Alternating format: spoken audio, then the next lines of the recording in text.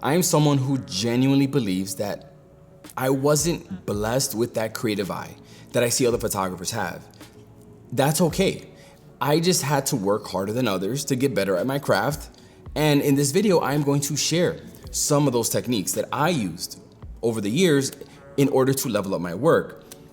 Also, this video is sponsored by Luminar Neo, so I'm also going to show you how I edit my photos, the ones that I took in Puerto Rico, and show you how you can get insanely creative results with zero Photoshop skills, right? Like for example, look at how I was able to add realistic looking light streaks to the shadows of this image by simply just moving around some sliders.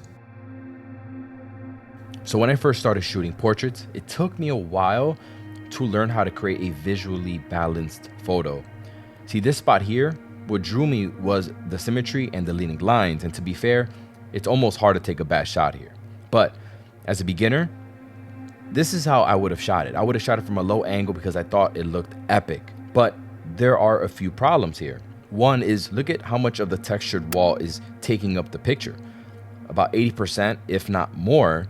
And the balance is off. There's a little bit of sky, and the model is kind of getting lost in this composition. I'm also not doing a good job of using the leading lines that are in this image, some really strong leading lines that draw your eye directly to the model. So what I did was I shot it from a slightly higher angle, which is going to make the model look better and more flattering because your eyes are not going to be drawn to her knees. And now we have a nice balance of textured wall and sky, and the leading lines draw you directly to the model. So I like how this shot came out, but I'm not gonna lie, I wish that I had that golden hour light. It would make it so much better. So what I'm gonna do in Luminar is make this shot look like golden hour. So the first step is trying to sell the fact that the sun is actually at a lower point in the sky. So the first thing I'm gonna do is add some artificial sun rays. Now, with this feature, you have full control over the adjustment so that you can make it look as realistic as possible. So I placed it at the top left since the light was already coming from that direction. Now, after fine tuning the sun rays, I got it to look like the sun was peaking just above the ledge there, and it definitely takes some time finessing it to make it look realistic, but nowhere near as long as it would take to manually do something like this in Photoshop. Next, I'm gonna use the Twilight Enhancer tool to really bring out those golden hour colors. So first, it looks a little weird, but just a simple bump in exposure, it really starts to look promising. Now I'm able to make individual adjustments to the sky, the shadows, and even the model using the sliders.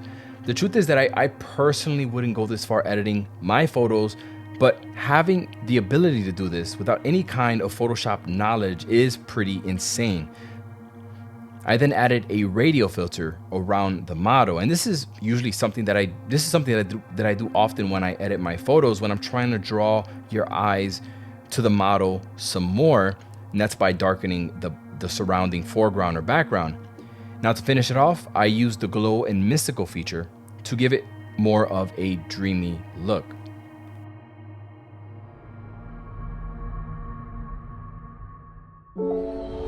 Okay, so with this location, I really love this building right here, but in specifically the highlight that's there, right? There's a highlight, there's some shadow, and on my model, I have the light streaking down the street, and I'm gonna use the light here on the street to balance out with the exposure of that. I'm gonna center her off. Now we're gonna balance. When I expose for her, that will be perfectly balanced, and now it's gonna make for a really dynamic shot. One skill that I've learned over time with shooting portraits is learning how to build a shot almost like someone builds a house or a puzzle. So sometimes I'll write off a nice location simply because the lighting is not great, and vice versa. Sometimes it'll have nice lighting, but it'll be a very basic background. So what I started to do is I'll pick a background that looks really good, and then I'll figure out where I'm going to place the model in that frame.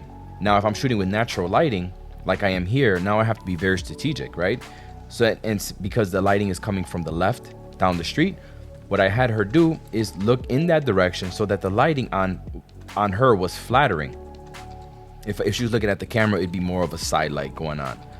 And since I'm shooting with a wide angle, a 28mm f4 lens on medium format, which gives me around a 20mm on full frame, to avoid an unflattering distortion that would happen with this lens, I had her bend at the waist towards the camera so that her upper body was more parallel to the lens. Chin not too high. Okay? With the 1, 2. Move the hair out of that side a little bit. Now for this edit, I'm not gonna go too crazy with it because I really like how this image looks straight out of camera. So the first thing I'm gonna do is use the Twilight Enhancer tool again.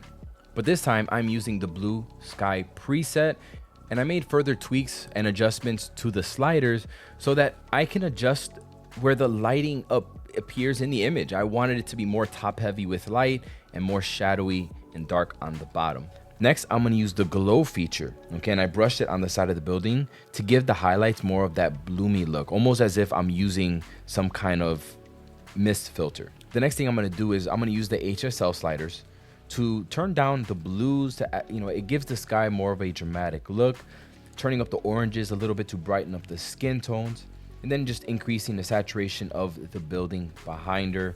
Now here's a little trick that I use often when I'm editing my images. I like to add linear gradients to either increase or decrease the light fall off of an image, and I like mainly using it on flatter images where I want to make the light look more directional. But in this image specifically, I'm using a linear gradient to make the street behind her more just brighter and list some of those shadows there to kind of match the exposure of the bright building. Now to finish it off, I'm going to use the Skin AI feature where I'm gonna just make the skin appear a little softer, but the trick here is, just to mask out the lips and the nose and the fine lines of the lips and the nose to make sure that those lines are not being accidentally blurred out.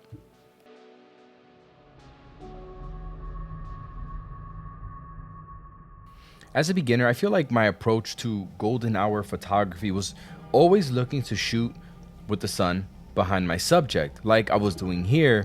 But because I think I'm accustomed to shooting during that harsh afternoon light, I started to learn how to use hard shadows to my advantage. So what I did was, instead of using the backlight, I told my model to stand against the wall where I saw a triangle-shaped shadow that I could use to also frame her, and then I could use the shadow that she cast onto the wall to create even more visual interest. All right, we want to use this, so let's move down until the light starts. Keep going. Look at the wall next to you and see when you cast the shadow right there. Well, it's only a little bit. Looking out that direction, that might work. As the sun was setting, I was trying to find a last second shot here. So I do wish there was more sunlight illuminating her here, but I was just working with what I had. So I placed her within the slit of light that was being casted on the wall, and I asked her to look towards that direction so that, again, I'm not getting that unflattering side light. 1, 2, 3. Okay, so I'm not gonna lie.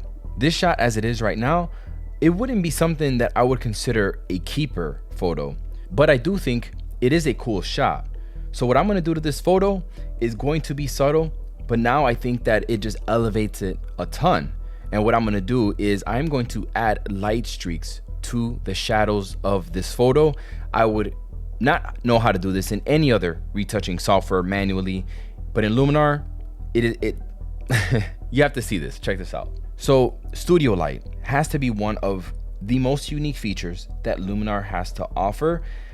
Yes, it can be quirky to use at times, and I find that it doesn't work on very busy images with a lot of textures and things like that, but what it allows me to do is add, if I wanted, artificial light streaks into the shadows. You can choose from different textures, you can change the direction of the light, and even change the temperature of the light that you're putting into the image. So first, what I'm gonna do is I'm gonna use a mask to prevent those light streaks from hitting certain parts of the image, like her body. Now, this does take, again, it does take fine tuning, but I do think it adds a lot of visual interest to the foreground of this shot. Next, I used Relight AI to add some light to the foreground. And you see how cool this is?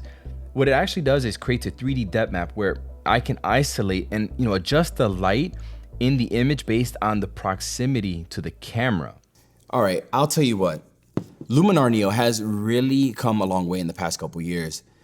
And if I had to come up with 3 reasons why I love using it, I would say the first one is that I love how you can use this as a dedicated piece of software or as a plugin. So for example, if I'm editing in Lightroom, I can quickly send over a photo to Luminar to do whatever I gotta do, and I can send it right back. I also love how easy it is to come up with creative edits and adding effects to your images like I showed you in this video without needing any kind of Photoshop skills. I also love how intuitive it is to use. And when I say that, it's like if you wanna make a creative edit, you can choose from one of their presets that do more than just tweak the color, and bam, you're done. Or if I wanna go back and change something from a photo, you can view all of the adjustments you made and make any changes you want. So it provides a form of non-destructive editing because it promotes a lot of experimentation within the software because you know that you can always go back and remove it if you don't want it anymore. If you want to check out Luminar Neo for yourself, use the code Manny15 and you will get 15% off. Link will be down in the description. Talk to you later.